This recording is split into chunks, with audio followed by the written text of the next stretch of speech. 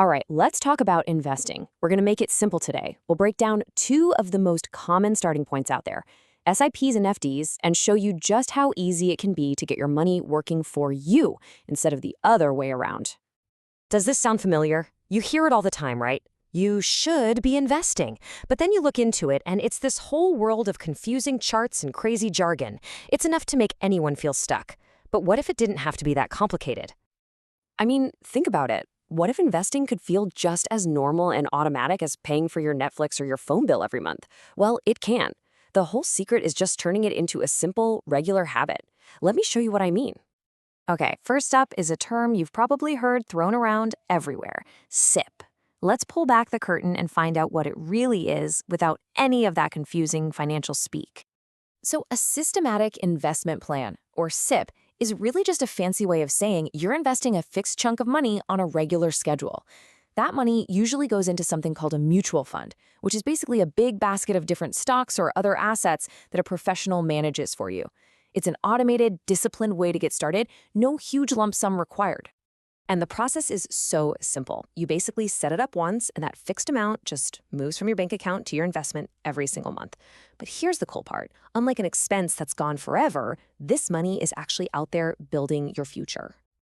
Okay, I can hear you thinking, but what about the risk? The market goes up and down like a roller coaster. And you're right, it does.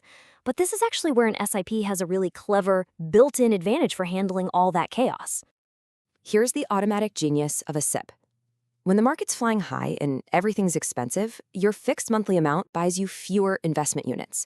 But, and this is key, when the market takes a dip and prices are low, that exact same amount of money automatically buys you more units. You're basically buying on sale without even having to think about it. And what this really does is it takes your emotions out of the driver's seat. It stops you from making those two classic investing mistakes, getting greedy when things look great and panic selling when things look scary. The SIP just keeps working quietly and methodically in the background. Okay, so we've covered the how. Now let's get to the why, because this is where things get really, really exciting. We're going to talk about the incredible power of time and consistency. You might have heard of it. It's called compounding. Let's just start with a simple, relatable number. Let's say you decide to invest just 5,000 rupees a month. Now, that might not feel like a life-changing amount today, but just wait. Let's see what happens when we give it some time. You know, for the first few years, the growth is pretty steady. It's slow. But then something amazing starts to happen. That growth curve starts to get steeper and steeper because your earnings start making their own earnings. That, right there, is the magic of compounding. So what does that look like after 20 years? Well, that consistent, disciplined 5,000 rupees per month, if we assume about a 12% average annual return, could grow to roughly 50 lakh rupees. Not overnight, but they're patient, steady investing. And this really highlights a fundamental truth about building wealth. It's not about chasing some hot new thing or taking huge risks. It's about finding a simple, disciplined, maybe even boring strategy and just sticking with it. Because in investing, boring can be absolutely beautiful. So, we've established that SIPs are for growth. But what about safety? I mean, sometimes you just need to know your money is secure, right? Well, that brings us to the other major player you're probably very familiar with, the fixed deposit, or FD. So, how do they stack up? An FD has a very clear job description. Keep your money safe. Period. They give you a guaranteed return, which brings incredible peace of mind. And they're a fantastic tool for that. But their primary role isn't growth. The returns are usually pretty modest, and they can get chipped away by taxes too. So when you put them side by side, the difference is crystal clear. FDs offer that guaranteed safety, which makes them perfect for short-term goals or for money you absolutely cannot afford to risk. On the other hand, mutual funds, which you invest in with a SIP, offer growth that's linked to the market, making them a much better fit for your long-term goals, like retirement. And to really see this trade-off in action, just look at the numbers. Let's say you put 5 lakh rupees in an FD at 6%. Over 10 years, it grows to about 9 lakh. Not bad.